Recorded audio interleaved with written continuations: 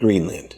Okay? We've all heard about it. First Venezuela, now it's Greenland. Greenland's next. Greenland, Denmark doesn't own it. Trump wants it. Why does he want it? What's going on? So I'm going to figure this out. I don't know much of anything about it. I hear little snippets and I hear little things, and my mind immediately comes to conclusions, and I say, screw that. We're going to figure out exactly what's going on with a fresh mind. So first and foremost here, I've got this vid by Vice News. That's kind of what sprang it on me and saddled this whole thing. Let's do this. All right. Okay, here we go. So we're in Copenhagen, normally very quiet Copenhagen.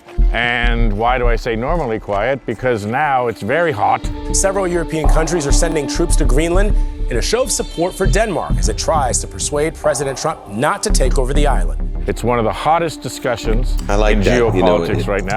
Let's try to convince President of the United States not to take over our island. That's a very surreal thing to hear. We just kind of take it for granted that it's owned by Denmark. It's covered in ice. Doesn't really do much, so maybe America hasn't had much of an interest in it in the first place. Maybe we didn't even really care about this damn place, right? Greenland's covered in ice. Iceland's covered in green. That's all we really know about it. And that the ice caps are melting, or the ice sheets are melting, whatever it is. Greenland's part of North America. Is that right? Is Greenland part of North America? Let's see here. Of the North American continent. Okay, so AI says that it's part of North America. I never thought of that. American senators have just arrived here a few hours ago into the Prime Minister's office and will be addressing their parliament about what exactly is happening with America, Greenland, and the Danes. Okay, so, I mean, it really is moving forward. People with boots on the ground, so to speak, from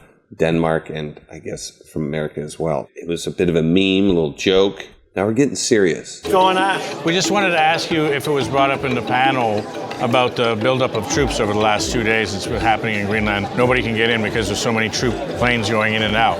And so we didn't talk about it. Journalists can't get into Greenland right now because the airspace has been so busy because of so many troop movements. What do you have to do? Did you talk about that in the panel? We can't report on it because there's... Right there. What's going on with this guy? That in the panel, we can't report on it because there's so many troop movements in there. No. You didn't talk about it. Did you have any reason for that? No. Okay, thank you. Thank you. Talk at all in the panel about the recent buildup of troops into Greenland. No civilian aircraft can get in and out. We talked about the strategy. Yeah. So we're working together, and that's what this was all about. All right, thank you. I think it's a room full of people that don't know anything about anything. And it's just going to be up to the old man to say whether it's going to happen or not. I mean, of course, that's just my first, jumping to conclusions, idea about the whole thing. So, okay, anyway. That's Panel discuss at all the recent buildup of troops that's happened from Europe and NATO into Greenland? I can say this was a confidential space, but what we focused on, strong willingness from the American delegation to listen in to our colleagues from Greenland and hear their experiences, hear what they are facing, hear the voices from Greenland, and listen in to how the current situation is creating a lot of uncertainty and fear, anxiety amongst kids, and that I think was something that made an impression on the delegation. That I can say. And what were the? I mean, I would say this right away. People are scared, but let's say Denmark and the world just said, oh, "Okay, America's going to do this." I think America would go in there and just start setting up bases, setting up stuff. Trump would go, yay, we've got Greenland. I'm amazing. Look how amazing I am. And, a lot of people would go, wow, man, we got Greenland. Yeah. But I don't think the people of Greenland would be in any danger unless there was actual, war basically happening between Europe and the United States, which is just, I'm just immediately going, why? And maybe we'll answer a little bit more of that as we continue, shall we? Americans most concerned about during this panel discussion? That there's a joint wish to have de-escalate. And my question is, what is the escalation? Where's the escalation except from us saying we're going to take over Greenland? I mean, of course they want to de-escalate, but why have we escalated? What's the problem? A wish to have a dialogue based on trust, based on respect. How crucial this is for our alliance, how crucial this is for our prosperity, our freedom, and our security. And that was a clear and strong message. They're not immediately going, oh my God, how dare you? They're going, oh, we depend on you, America. We participate with you. Our livelihood depends on our participation together and our cooperation. So there's some delegation going on here. Maybe we could talk a little bit about that treaty, because I find it interesting that it basically allows America to do whatever it wants. Just have to consult us. That's it. So you negotiated that treaty. Maybe tell us a little bit about what's in that treaty. Yes, they became part of Denmark in 1953, before Danish colony. So they wanted a new text, which is fair enough. We cannot have 10,000 American soldiers suddenly standing in Nuuk. You have to talk with Greenland about it before they come. Mm-hmm. But we cannot say no to you. That's it. They can't say no. Are people just looking at that as weakness in Greenland, Denland? Saying, well, we might as well just take it over, says America. They're weak. Let's go. So why do we have to ask them? We're just letting go of a formality. Is that all this is? Can be done in this way. Big things. So that's why I don't understand why Vance all the time talks about we have not made our defense of Greenland. You did not. You left. Our message to Denmark is very simple. You have not done a good job by the people of Greenland. You have underinvested in the people of Greenland, and you have underinvested in the security architecture of this incredible, beautiful landmass filled with incredible people. That has to change. This incredible, just gorgeous. You guys are great. You guys are great, but you haven't done enough, and this land is just too incredible. Because it hasn't changed, this is why President Trump's policy in Greenland is what it is. So let's get into that. America had bases there, and they still have bases there, and they had troops there. Yes, they had 18,000 or 20,000. And 20,000 Now we troops. have 150 soldiers. But America took the troops away. I didn't throw them out. And they had 18 bases, now they have one. Did they tell you why they did that, or they just did No, it? that was what everybody did at that time. Because in the 90s, where you had the peace and peace dividends. So I don't blame you for it. We did the same. And there we also... Yeah, because we didn't have all this crazy, world military operations happening, right? Like things were actually pretty chilled out, right? After a Desert Storm, I guess. We had quite a long stint there of not much going on. It was nice. Remember that? It was nice. Geez, right before the Ukraine special military operation, they were thinking about taking NATO away because everything was okay, more or less.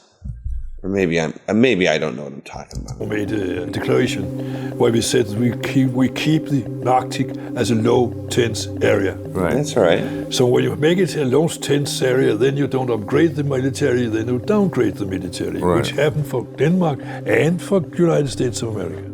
So speaking of Russia, and we'll add China, a lot of people are saying there's a hole in the security wall. So, in other terms, they're saying, oh, you haven't done anything, but America has taken out their own troops. We took out our own troops, and now we're screaming at them that they haven't done enough. That's what that guy says. That's what I'm listening to.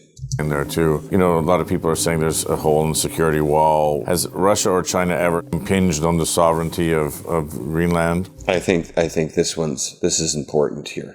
No, they have not. They know that it's part of the Danish kingdom. And they also know that there will be problems with the United States if they try it. We're doing the Golden Dome. We're doing a lot of things, and we really need it. If we don't go in, Russia's going to go in, and China's going to go in. And there's not a thing that Denmark can do about it. But I just don't get it, though. Why not just say, hey, Denmark, we're going to bring some more guys in, We're going to do it. And say no, right? I don't know. I just feel like every last shred of dignity must be torn away in this time with our country dealing with other people. Everything. I had a talk with the founding father of Greenland, Jonathan Motzfeldt, great politician. He talked about this, that he wanted a new agreement where they could sign. Then I said, but you want to be independent? Then he said, no. Yep. What? You don't want to be independent? No. They will not let us live alone on the ice. They will not leave us alone on the ice. And things have shown he is right. This morning, President Trump just said the United States needs Greenland and that anything less than total control is unacceptable. What if, let's say, America goes to the people of Greenland and says, okay, secede from Denmark, do a thing with us, and we'll give you a lot of money? I think they'll be very angry. I think one of the most stupid things you could do. Okay. Because they're not cattle. They are not cattle. Yeah. You have cattle, you have all had and no cattle, as Reagan said. That's your situation. Yeah. They're not cattle. You cannot buy them as you can buy cattle. They are very, very. So that was the most stupid thing you could say. Also, Rubio said it the other day, we don't want to invade Greenland, we want to buy it. Don't they have any sense in their heads? The other is rare earth metals, which, because it's melting, mining is now possible. And so they're saying, well, we want the rare earth metals. What's happening with that? Okay, there you are. So it's rare earths. As much as they're saying with Venezuela that it's mostly about China and Russia taking over, which I kind of understand, and that may be a primary reason. Well, gee whiz, we sure do still want their oil. You know, I think that is also a prime reason that they're downplaying. Saying, we don't need oil. America has enough oil. We don't need their oil, Marco Rubio says. And it's true, but boy, it would be quite handy to have a bunch more oil, to have the biggest proven oil fields in the world. Oh, God. Sorry about that. And I think in this case as well, it might be more of a play for the rare earth metals. So I don't know, though. I don't know. I'm just finding out, just like you guys. I'm just finding out like you. If you want it, Greenland, as far as I understand, their intention is, of course, to help you to it. Right. But you just have to follow the rules. So that they can have rare earth metal contracts, yes. They can do whatever they want security-wise. So why do you think that all of a sudden there's this push to have America? I thought very much about it. This is the big moment here. Why does Denmark think America really wants it? Really wants it? The security. That's nonsense. Rare earth, that's nonsense. Can be solved, all of that. So I should like to tell them, well, what is the problem? We wrote together the treaties. If there's something wrong with them, come forward. Tell us what is exactly wrong. I'm sorry, you got the wrong guy to be putting up that kind of gentlemanly rationale. You know, this you're going to have to wait another 3 years or so for another roll at the dice with that one. Yeah, well, I hear you, buddy, but I hear you. Said that. Says what's wrong, and then we can do it. We can amend it. We can make another text because we want this cooperation to continue. So I can see no reason. There's no rational reason, unless it is this Monroe Doctrine that all the area is our hemisphere, as State Department said today, which is too close to the British, must be American. Greenland, which is too close to Denmark, must be American. Falkland Islands, don't forget that. Then you have to go down and throw out the Great Britain from Falkland Islands. Wish you luck. So, if we talk Monroe Doctrine, meaning spheres of influence, and we want to have a larger sphere of influence. Canada's an interesting one. I'm Canadian. It's territorial expansion. It's to have spheres of influence. Yes, that's primitive, but that's rational at any rate. You have. I'm not gonna lie to you. I have one buddy in Bali who's Canadian. I'm saying, so how do you feel about America joking around maybe that Canada wants to be the 51st state? And he goes, well, I don't think it'd be that bad. I think we should do it. He was the only one Canadian I found who shared that sentiment. To have spheres of influence. Yes, that's primitive, but that's rational at any rate. You have allies, and it's democracy. They have democracy in Canada. They have democracy in Greenland. They want Greenland to be independent so that they can push Greenland more than they can today, the Americans. And then you have democracy. I couldn't see that you will get Trump. So they cannot see what they will get in Canada or Greenland sometime in the future. But that's the way of life if you don't want to be a robber. So Denmark has long been a staunch ally of America. And when you were foreign minister, both in Afghanistan. I love Denmark. Semiconductor circuit microchip UV light technology. I love Mads Mikkelsen. I love Nicholas Winding Refn of the movie Drive. Denmark's cool, man. Come on, man. Why are we fucking up our reputation? You're fucking up our rep, bro.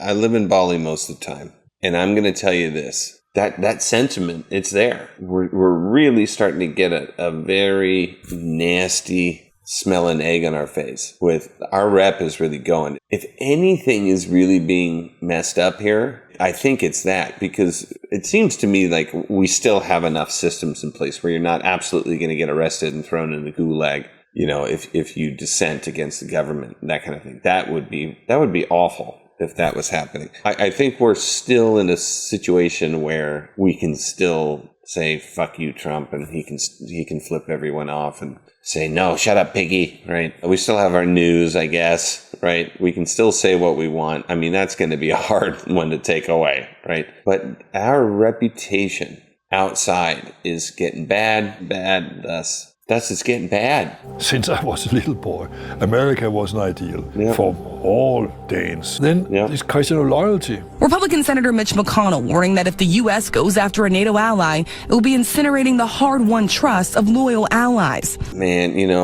that guy, I made fun of him a lot. I guess in 21, he was starting to kind of losing his mind when he's talking as the Fed chair. But I like what he's doing. And what I'm noticing here, and I heard someone else mention this, and I can't remember who, is that all of these guys who are about to retire, these Republicans who are going to retire, right? They are the only ones really speaking up about how absolutely freaking bonkers this whole situation is in the States now. Because they're not getting reelected. They're not going to run again. So they can say whatever they want. And they're saying it. Republicans, right? The ones who get elected again, the ones who are running again, they're going to be the ones who are going to be careful what they say. And I wouldn't even say because they're getting elected, they're running again. It's because they don't know who's going to be elected. And so they don't want to be sent to the gulag. And that's kind of what's happening. The government peoples and departments, if they dissent, they're going to the gulag. So the Constitution doesn't apply to them. It starts with the government, though. Yeah, okay. My opinion has been when I became foreign minister, and we had Iraq, we had Afghanistan, we want you to come and help us when we need it, and we expect you to come. But that also means that when United States ask us to come, then we have to come. Otherwise, we cannot expect them to come. It's a two-way street. And this loyalty has been broken when you will take 98% of our country. And Denmark and Greenland are part of NATO. And so theoretically, if there was any incursion into Greenland, there would be a trigger. Is Greenland actually Denmark or a territory? Sorry. Greenland is a self-governing territory with the Kingdom of Denmark. Yes or no? I'm not asking if it's a separate country. Oh, I gotta edit this part. No, it's not the same country as Denmark. Okay, that's what Gemini says. And so theoretically, if there was any incursion into Greenland, there would be a trigger for Article 5, which is all members of NATO have to go help. When they have to come to fight the Americans. So it's a big geopolitical question now. Yes, that's a big question for NATO. Denmark has warned of a fundamental disagreement following a meeting with the White House between US, Danish and Greenlandic officials. Denmark says it's beefing up military drills and deployment in defense of Greenland in conjunction with NATO allies. France, Sweden, Germany and Norway are among the countries deploying forces. Trump says to us, well, we might leave NATO because he prefers to get Greenland for keeping NATO. But I think anyhow, he would leave. He wants to leave NATO someday. You can see Ukraine, Russia is not interested. Who talks about Ukraine today in the United States of America? Venezuela, Cuba, Greenland. But you are not doing anything about Ukraine, which is much worse. And some months ago he said, no, Putin has disappointed me. He is killing too many people. We will make sanctions. Where are they? Because now he talks about something else. It's difficult. I don't know if I like this kind of thing I'm doing here, this political stuff. It's so tough to see that he's moving forward the way he wants to move forward without checking with anybody. And that, maybe not half of America, but, getting up there is kind of either saying out loud or secretly, well, yeah, let's get Greenland. Yeah, he's getting a lot of things done. I kind of just want to go hide in a hole and kind of just wait until this passes. But that's lame. You got to keep going. It means Europe doesn't interest him. He lets Russia take Ukraine, and he lets NATO fall apart, and then Russia can take Estonia. Yeah, it kind of makes sense. It has been over the last, I guess, a year or something, where he's really been bad-mouthing Europe. Then again, he bad-mouths everything, but we didn't think he'd want to take over or destroy everything. But now it's turning out that he kind of does. So whatever he badmouths, you watch out. He's going to want to destroy it or take it over. and get to the Baltic Sea. That high-stakes meeting between the Trump administration and officials from Denmark and Greenland ended with the United States only digging in, even as our allies warned that seizing Greenland would destroy NATO. I think the Danish side should say, you have said this, that's nonsense. You said that, that's a lie. You said this, that's a nonsense. You said that, that's a lie. And we have to prove it, of course. We have to prove it, which is not difficult. And then say, as I said to you, okay, if you think there is a hole in the wall, we will stop that hole. I would really, I mean, that's what, you said this and you're doing this. You didn't say that and you said you did, you know. You're going against everything you did. You're doing everything the opposite of what you said you would. So what say you, Mr. Trumpy? Is that going to work? I mean, do you think he's not ready for this? Do you think he's not been preparing for this for his whole life? Republican, Democrat, I'm in the middle. I am a lonely centrist, a loser centrist, right? Everybody hates the centrist because you say one thing that's on the opposite side of them, and then you're the opposite side of them on both sides. No matter what you say, if there's any dissent. It's terrible. I got Democrat friends when I say, yeah, you know, I think you got to pull yourself up by your bootstraps and make it happen. They think I'm a right-wing wacko. Or I say, you know what, I think people should have health care. Then I'm a woke liberal. It's tough. It's tough being in the middle. So I forgot my point. What's with the bullshit? What's with the tolerance of bullshit? What's with allowing anyone on any side to disrespect us with blatant lies, to not give us the respect of not lying? That's the thing that I'm calling foul on. That's the thing I'm saying. I don't care what side you're on. We can't go any further. Is it this idea that it's okay if he lies, if he goes against what he says? It's okay if he doesn't acknowledge anything he said in the past? I don't know what, any which way you can do it. It kind of just reminds me of having sorry, I don't date men. It's just like having a very awful girlfriend that doesn't remember your agreements, that doesn't stick to a kind of cohesive plan that you forged together, that you want to work through. It's just like gaslighting or love bombing, right? It's just like Trump is like a bad girlfriend. Anyhow, I'm just saying, I don't think there's a party in America that says, wait a minute, let's just do the true thing. Or let's just do the true thing mixed with the get off my back, don't tell me how to think thing, right? And maybe there is a party like that, but we don't know what to call it. So everyone's going, what do I do? What do I do? And so we do nothing. And meanwhile, one side is, oh, no one's doing anything. Let's go. And then if the other side does something, they say, oh, look what they've done. They're trying to tear down what we're trying to build here. Get them more. And that's more of a call to action. So if you then find out now, 22 years later, there is a problem, then show us it. Let us be concrete instead of, I want Greenland. I feel I need Greenland. Yeah. You cannot go walk around in the world today and say, I want this, I want that, I want Canada, I want Cuba, I want Venezuela, I want Denmark. Denmark is a loyal, democratic friend of the United States, has always been that. And then suddenly you want some part of the Danish kingdom. So you had a great relationship with people like John McCain. Yeah, it's sad. It's like stealing a kind of stability. I mean, it's not like all about Greenland, but it's becoming this huge piece. It's becoming like, what, fucking Greenland? Hasn't the world been divvied up already? And if anything, aren't people leaving parts of the world that they took over? Like Dutch leaving Indonesia, UK, England leaving India, this kind of thing, right? Aren't we kind of like done with all this? Is it just because no one lives on Greenland that we can do? We cannot accept that you just want Greenland because you feel I need Greenland. I feel I need to own it. Yeah, you can go and see some palace and say, I feel I want this palace. Right. Can you go in and throw the man out of the palace because I feel I need that palace? Right. Perhaps you can rent it someday, but you cannot just take it over. So if there's no... We're just getting down to like bare bones, bare knuckled. You know what that guy, what's his name, Steve Miller says? Steve Miller, the bald guy? Let's see. Let me make sure I know what I'm talking about here. This guy. No, that's not. A bald secretary. Why don't I know this guy's name? Bald Trump staff. Let's see. Yeah, Stephen Miller. I had it. What did I say? Yeah, Steve Miller. I guess I had to say Stephen Miller.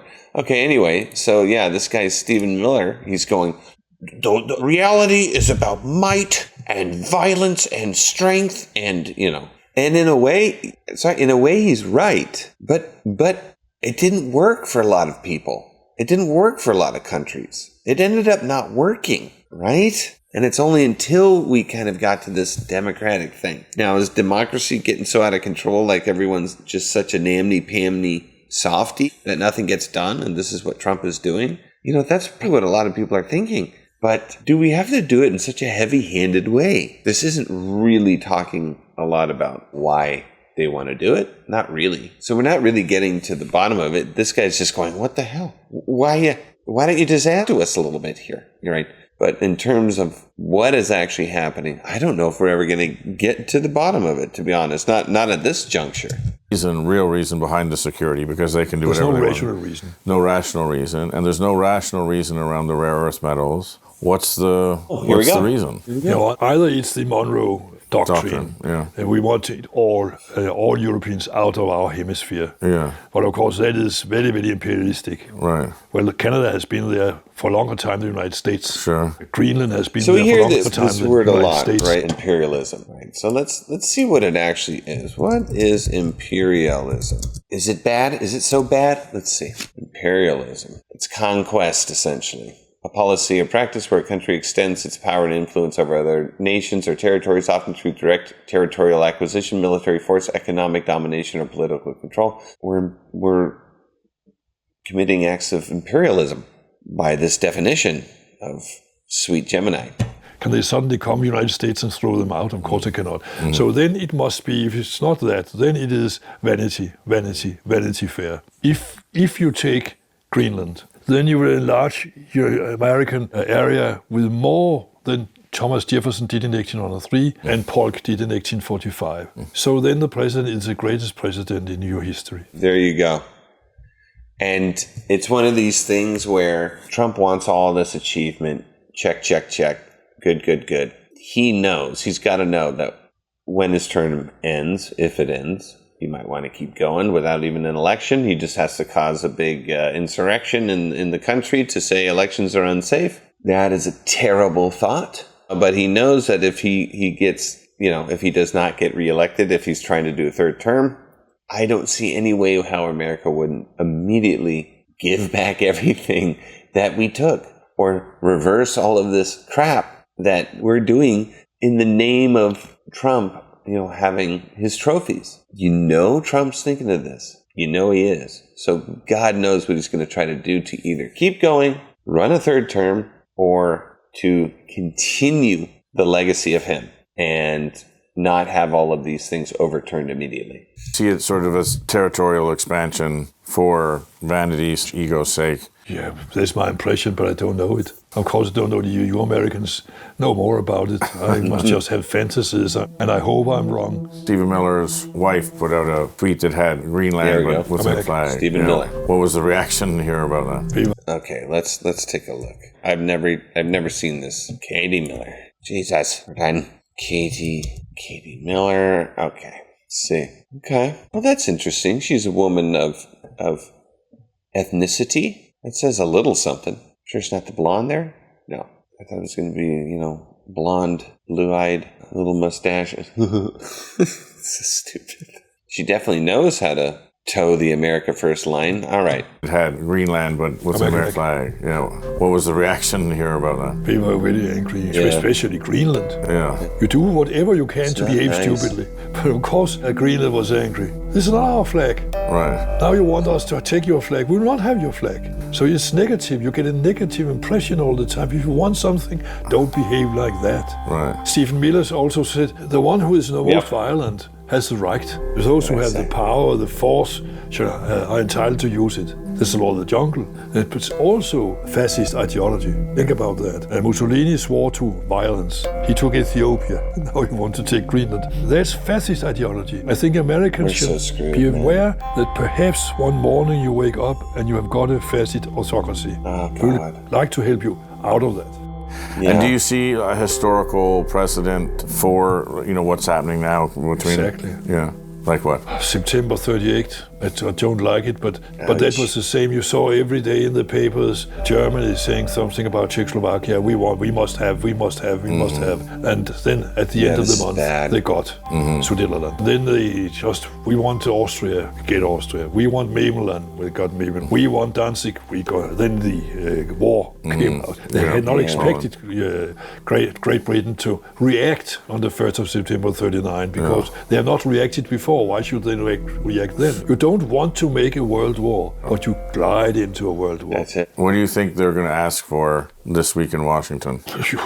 You know it yourself, Venezuela, Cuba, Colombia, Denmark, and they have to have also Falklands if you want to be complete. Right. You know they want Cuba, you know they want Colombia, you know they want Canada, you know they want Greenland. That is a fact we can read in the papers. I hope it ends up in the way where you say, okay, we may be wrong, but we still have that sense, and let us look into the treaty again and see if we should change something in it. We're open for it, Greenland is open for it. So the best thing will be, we have agreed to let our Ministers of Defense read the treaty again and see the whole thing. Everyone who was kind of running with Trump, who wanted Trump to win, were really against this new world order, this globalization, this one world government.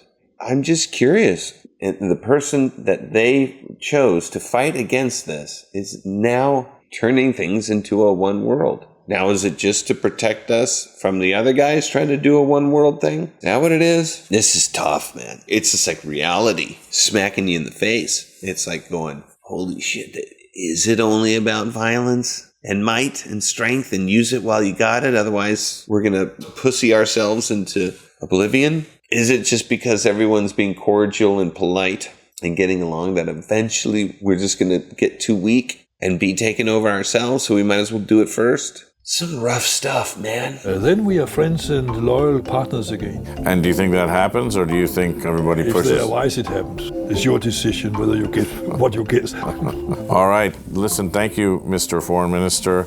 I appreciate your time, and we're going to keep asking you questions. So, what I will say here is I didn't really get to the bottom of it, except that I know it's very serious, it's very real, and for some military intervention, that would be really wild. That's the thing, though. Everyone's like, we're going to work together. They literally might be pressured into actually doing it and offloading it. And it's going to be this wonderful, peaceful thing that Trump did.